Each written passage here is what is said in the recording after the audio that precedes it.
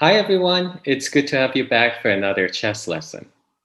So you might remember that in my previous video I told you about the rules of the game and how chess pieces move. And today I'm going to tell you about three moves that do not follow those rules and actually move in irregular fashion. So these three are short castle, long castle, and en passant. Okay, so let's get started with our short castle here. So let's say that I have this hypothetical position here where I have a king on e1, a rook on h1, another rook on a1, and let's say there is a few pawns here for white, and I'm going to put another pawn here, a bishop on d2, and let's say I have two pawns here. Okay, now if you look at classical games or games that you might be able to find online and websites such as chessgames.com, oftentimes you will see a move played here, which is this way. This is the short castle. The king goes to g1 and the rook goes to f1. Okay, this is all one move. Okay, so what's irregular about this move? Let's go back. You might remember that I previously said that king can only move one square. So it can go this way, it can go this way, it can go to f2, or it can go to d1. However, here, king is going to g1, and there is also one other thing that's irregular about this. The rook is jumping over the king and is going to f1. Okay, so that's a short castle. And now you can do the same thing on the other side and do what's known as a long castle on the queen side. So the long castle, king always goes to c1 and rook goes to d1. Okay, so again, remember, if you're doing a short castle, your king goes to g1 and your rook goes to f1. If you're doing a long castle, your king goes to c1 and your rook goes to d1. And of course, the same rules apply for black. So if black has a king here, a rook here, and another rook on the queen side, black can take the king to g8 and then the rook to f8, or black can go to c8 and bring the rook to d8. Okay, so now think about why you might want to do this. So I will talk about check and checkmates in another video, but generally in a chess game, you want to attack the queen. Okay, sorry, you want to attack the king. So what happens when you have a king, for example, in this situation for white, black can start attacking this king by, for example, bringing this rook here. Now remember that the rook can hit in vertical lines, which means that now it can hit the white's king, right? So you always want to protect the king by taking it under the protection of other pieces. So for example, if I now go and do a short castle, black can bring the rook here, but it will no longer hit my king because I have the pawn on g2. Okay, the same thing applies on the other side.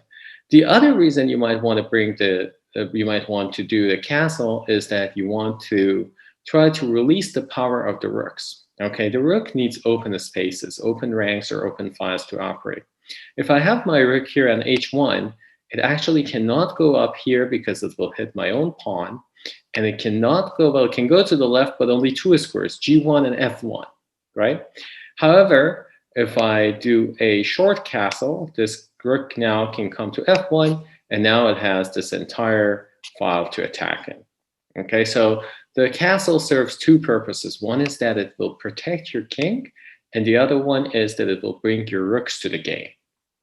Okay, now there are three rules you have to consider when you want to castle. Okay, you cannot castle if your king has previously moved, or if your rook has previously moved. So let's say that I am in this position, and black comes here and gives me a check, and I will have to move my king to the left. Let's say this rook goes away, and I can bring my king back here from d1 to e1. Now I can no longer castle because I have moved my king. Okay, the same thing can happen if I move my rook. I can bring my rook here to f1 and then take it back, but then I can no longer castle. Okay, so that's rule number one. You cannot castle if you have moved either the rook or the king prior to the move in which you want to do the castle. Rule number 2 is that you cannot castle if your king is under check. So if this rook is here and it is attacking your king and there is nothing protecting your king, you are not able to castle. You have to first get rid of this check before you can castle. Okay, so let's say in a hypothetical position, I have another pawn here. The rook comes here and is attacking my king, and then I go bishop e3 and protect my king. Okay, now I have protected the king, so it is no longer under check. And on the next move, then I can do a castle either on the king side or on the queen side. Okay, I have not moved my king and I have not moved my rooks. So that's rule number 2. You cannot do a castle if your king is under check. The last rule is that you cannot castle if there are pieces in between your king and your rook. Okay, so here in this example, I can castle on the right-hand side, on the king side, because there's no pieces between my king and my rook. Okay, so this move is possible. I can make it, and it would be a legal move. I cannot do a castle on the queen side, however, and that's because this bishop is standing on c1. Okay, if I need to castle, I have to bring this bishop out first. And so let's say the bishop is here. I have to bring the bishop out, and then I can castle. Okay, so this is rule number 3. You cannot castle if there are pieces between your king and your rook. Okay, that's all you need to know about castling, either king side or queen side, and these are also known as short and long castle. And the same rules apply also to black. So everything I told you is for white, but the same rules apply for black. Now, let's talk about our last irregular move, and this is en passant. I briefly mentioned it in the last video when I was talking about pawn moves, but this is actually such an important rule that I think it needs its own place in this video also. I've seen a lot of beginners and even those who played chess for a while not knowing how to do en passant and not knowing how it works. Okay, so en passant is coming from the French word which means in passing. Okay, so let's think about how pawns move. En passant is a pawn move. If you think about this pawn I have here on f2, it can only move straight, right? It can only go forward, and on its first move I can move it either to f3 or f4.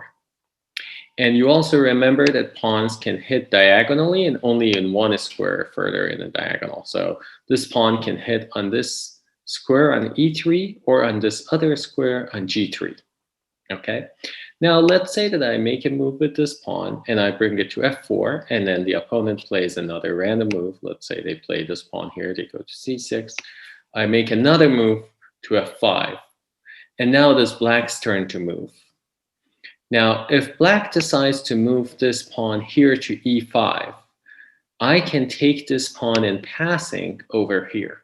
Okay, remember that I can normally hit either side of these diagonals, right? So if this pawn is coming here, I can take it in passing, even if black has not played it to e6. So if black plays to e6, I can just regularly take this pawn, and that would not be a problem.